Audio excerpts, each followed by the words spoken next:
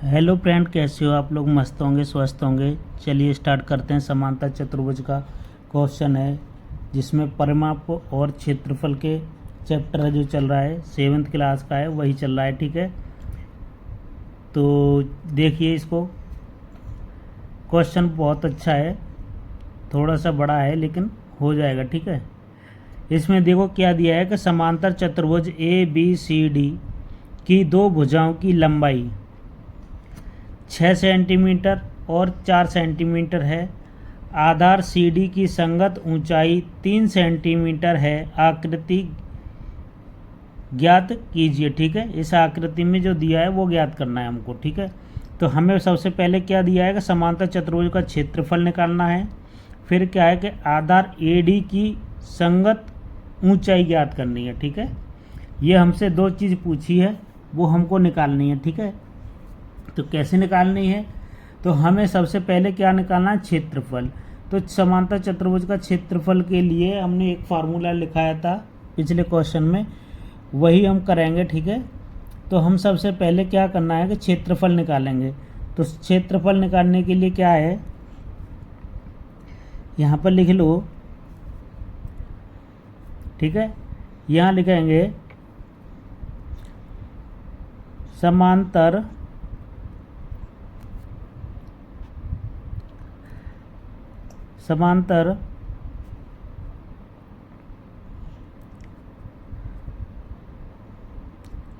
चतुर्भुज का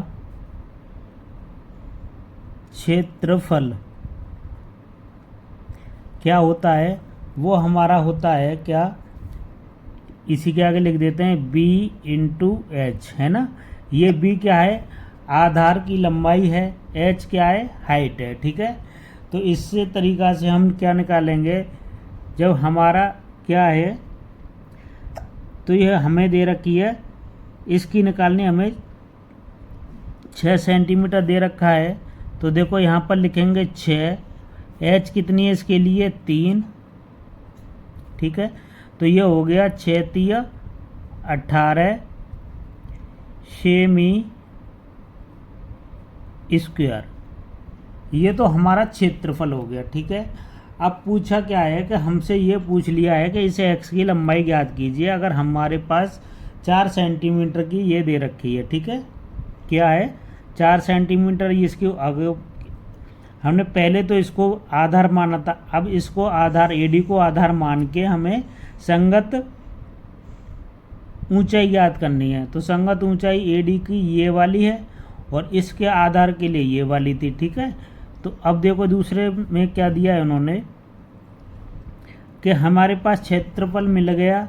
तो देखो यहाँ पर फिर लिखेंगे वही समांतर चतुर्भुज का क्षेत्रफल। समांतर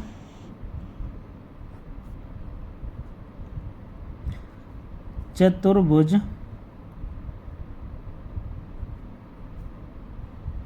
का क्षेत्रफल बराबर होता है B/H। ठीक है, यही था। अब देखो हमें B कितना है, क्षेत्रफल हमारे पास है 18, तो 18 लिख देंगे, बराबर B कितना है हमारा? 4 है इसके लिए। H पता नहीं है तो यहाँ x लिख देंगे। ठीक है, तो अब क्या करना है हमको, ये x के साथ 4 का गुणा हो रहा है, उधर जाके क्या होगा? भाग। तो x बराबर हो जाएगा 18/4। ठीक है, कितना हो जाएगा? अब 4 का भाग लगा देंगे इसमें 18 में, तो 4 चौक 16, बचे 2, इसमें अब नहीं जाएगा तो यहाँ दशमलव लगाओ, 0 बढ़ा दो। ठीक है, तो 4 पंजे 20। तो ये x की जो वैल्यू आई हमारी 4.5 सेंटीमीटर आएगी। ठीक है, इस तरीक़ा से इसको क्वेश्चन को करना था। ठीक है, ये समझ में आया होगा आपके। चलिए मिलेंगे नेक्स्ट वीडियो में।